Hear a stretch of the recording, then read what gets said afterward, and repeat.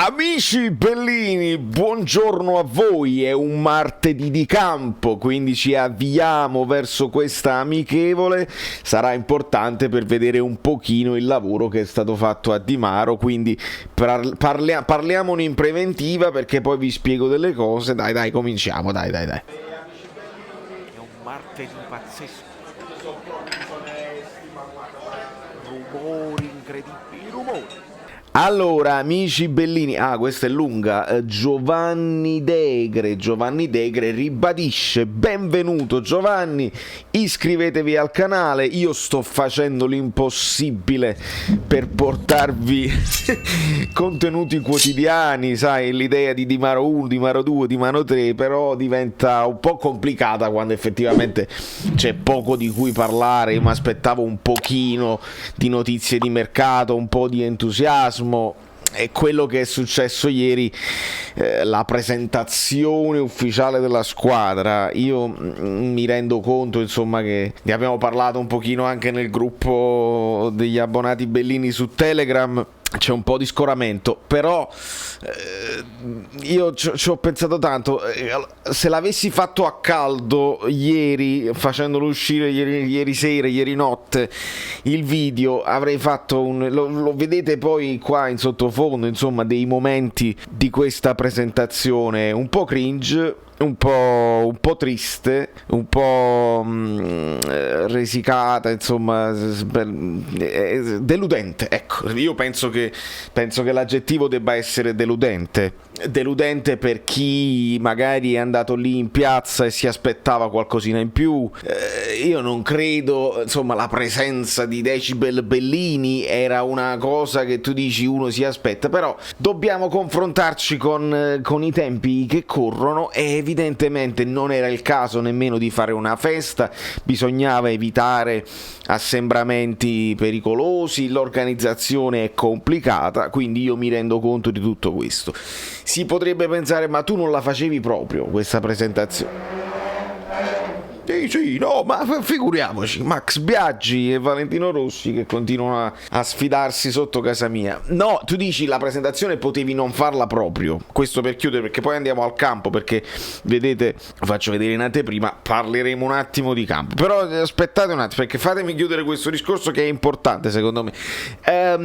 Non la fai proprio, perché c'è poco da presentare. Tu hai fatto una passerella di staff, di persone dello staff, ancora passano i rumori. Fai la presentazione dello staff, introduci Spalletti ne dice un'altra delle sue, insomma, il pubblico sarà il nostro rinforzo. Signori miei, se questi sono i presupposti, io ho capito che, insomma, voi volete, Spalletti sta impostando tutto sul recupero del pubblico così, però read the room, si dice in inglese, read the room, cioè capisci qual è la situazione, e noi siamo avviliti e noi non abbiamo all'orizzonte delle novità, siamo un po' impauriti per le questioni di mercato, perché se arrivasse poi l'offerta troppo tardi, il Napoli che è lungo negli ingaggi, nei contratti, va a finire che poi non riesce a sostituire in tempo, quindi siamo preoccupati. La maggior parte di noi credo sia preoccupato, qualcuno può essere ottimista di natura e lì ci mettiamo in mezzo la questione del mazzo, ma vediamo che ci sono già degli infortunatelli, nel senso che la fortuna poi non è che ci guarda sempre con un occhio positivo. Però vi spiego il mio punto di vista, Spalletti non deve dire che il tifoso sarà il rinforzo dell'anno prossimo. Non lo può dire perché io mi avvilisco. Il rinforzo deve essere un giocatore forte, perché lui lo sta dicendo poi a tutte le conferenze, ogni volta che parla ripete che servono i giocatori forti, se no in Champions non ci andiamo, e se questi giocatori forti non arrivano perché non li vediamo, io posso tifare se mi fanno andare allo stadio al 25% con il Green Pass, se si cominciano a vaccinare un po' tutti quanti, siamo d'accordo, ma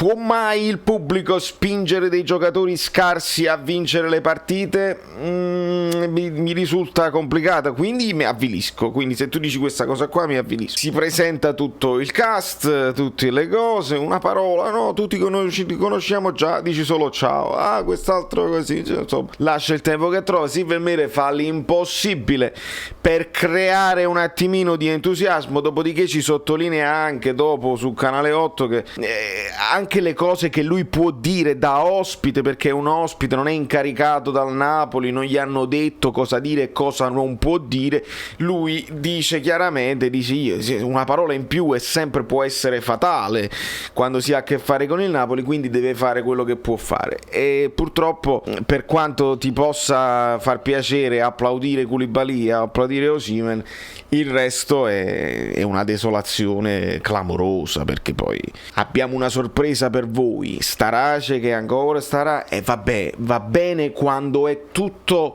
spontaneo, va bene, ma quando è costruito, perché è fatto un po' a tavolino, adesso esce Starace, mettiamo la canzone di Raffaella Carrà, cantiamo un giorno all'improvviso, sarò con te, no. E infatti si crea del nervosismo in piazza dopo, gente che ha protestato, gente che probabilmente si aspettava almeno qualche parolina, un accenno ai giocatori che non ci sono, un applauso ideale a quelli che hanno giocato l'Europeo, a quelli che hanno vinto l'Europeo. Niente di tutto questo, e quindi questa presentazione, che è frutto semplicemente di accordi presi con quelli di Di Maio, si deve fare la festa in piazza perché si deve fare, perché si deve, non lo so, a bancarelle, le cose, non lo so come sono gli accordi, ma si deve fare. De Laurentiis non è presente, c'è il figlio sul palco un po' stralunato, devo dire la verità, e purtroppo non c'è neanche Giuntoli. Allora si fanno delle Giuntoli, probabilmente era al lavoro di notte a mettersi a cercare di comprare giocatori o di vendere giocatori, mentre pare che De Laurentiis sia in alto mare per la questione delle magliette. Scusatemi, volevo farlo breve questo riassunto della presentazione, non stendiamolo un velo pietoso, non intristiamoci, non protestiamo più di tanto. Questa cosa non si doveva fare, si è fatta per questioni contrattuali, non c'è niente da presentare, la squadra non sarà questa. Che tu mi presenti ancora Ciciretti non scateni l'entusiasmo di nessuno, quindi queste operazioni, più che avvicinare, che tu comunque vedi le magliette vecchie, non vedi il colore del Napoli, non vedi l'azzurro, insomma, più che avvicinare, a me mi sa che intristiscono e allontanano. Però questo è il momento, la stagione è dura, ragazzi, sarà durissima per tutta una serie una serie di piccole cose che creano degli imbarazzi alla società, ai giocatori. Non li ho visti comfortable on stage, non li ho visti divertirsi, non li ho visti entusiasti, non li vedo sereni, non li vedo affatto sereni, quindi purtroppo questo doveva essere un ritiro solo per mettere, insomma, chilometri nelle gambe e basta, perché anche le cose che tu fai di campo, se i terzini non saranno quelli, se i centrocampisti non saranno quelli, insomma c'è veramente poco da fare. Ma tra poco andiamo subito alla lavagnetta, perché probabilmente vedremo un Napoli che si schiererà così, almeno nel primo tempo, contro la Pro Vercelli, che ha affrontato l'Inter 2 o 3 giorni fa perdendo 4-0, tra l'altro gol all'esordio, insomma il primo gol di Çalhanoğlu per l'Inter, e quindi sarà semplicemente uno sfizio vedere se il Napoli sarà all'altezza dell'Inter contro lo stesso avversario. Non si potrà comunque dire bene, benissimo, oppure male, malissimo, perché è sempre il calcio d'agosto, il calcio d'estate, che non significa niente, semplicemente devi mettere veramente minuti nelle gambe e nient'altro. Vedremo Zanoli, il giovane ventenne al terzino destro, perché Malquit ha avuto dei problemi, come ha avuto dei problemi i soliti Manolas, e quindi avremo la coppia K2 Rachmani, coppia ben assortita, coppia che, ma quanti gruttini, coppia che mi fa ben sperare. Questi due mi piacciono, così vanno bene. E poi a sinistra ovviamente non c'è altra alternativa, Mario Rui. L'alternativa sarebbe questo Costa, che è un difensore sinistro di 26 anni che il Napoli non so, perché non riusciamo nemmeno a piazzarli questi giocatori. Vabbè. A centrocampo rivedremo Demme Lobotka e capiremo, io poi ragazzi lo sapete, devo faticare oggi, cercherò di vederla sicuramente la vedrò quando torno dal lavoro, quindi domani iscrivetevi al canale, lasciate il like perché domani vi faccio l'approfondimento tattico, credeteci o no, è un amichevole, non serve a niente, video inutili, ma io ho bisogno di campo, vi dico la verità, ho riguardato il primo tempo di Napoli-Verona ieri. Sì, ho riguardato perché volevo capire. Il primo tempo è stata una partita normalissima. Questa è una parentesi che volevo dire, normalissima ragazzi, non c'è nessun sospetto di combin, ce l'abbiamo messo tutta nel primo tempo e non ce la facevamo, andavano loro più veloci di noi, questo è il primo tempo, poi riguarderò il secondo tempo che è ancora più importante e vi darò a puntate la mia opinione su Napoli-Verona, che poi semplicemente ribadire. Quindi vedremo come si muovono Demme e Lobotka, chi è più regista, chi è meno regista, chi si muove di più, chi si muove di meno, come si rompe il famoso quadrato, chi si viene a prendere il pallone, il regista, quello che va a fare il primo pressing, e ovviamente rivedremo questo trittico dietro la punta con Politano inamovibile causa ovviamente anche l'infortunio di Lozano, con Elmas che verrà riprovato alle spalle di Osimhen credo, con un ass riprovato in posizione Insigne, quindi a sinistra col sinistro, che è una cosa che a me piace, vediamo se piace al ragazzo perché la prima uscita non è stata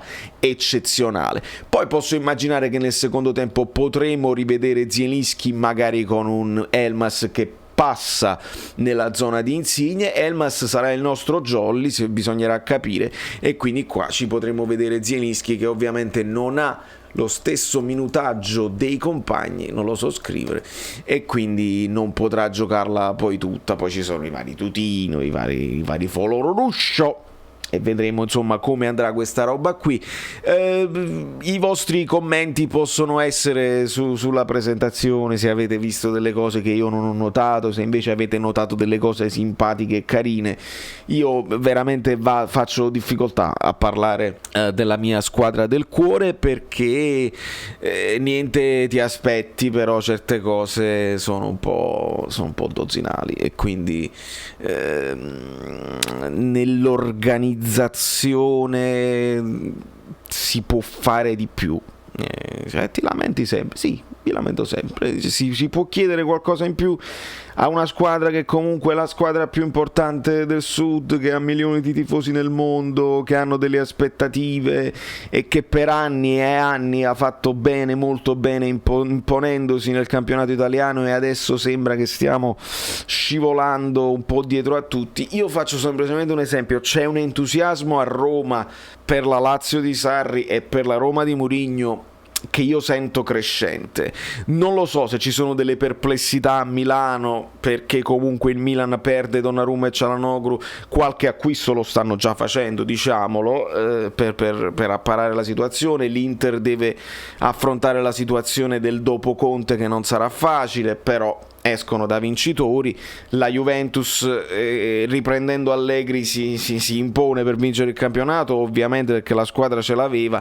L'Atalanta magari può avere un contraccolpo nella situazione di Romero, che pare stiano perdendo in fase di calciomercato in uscita.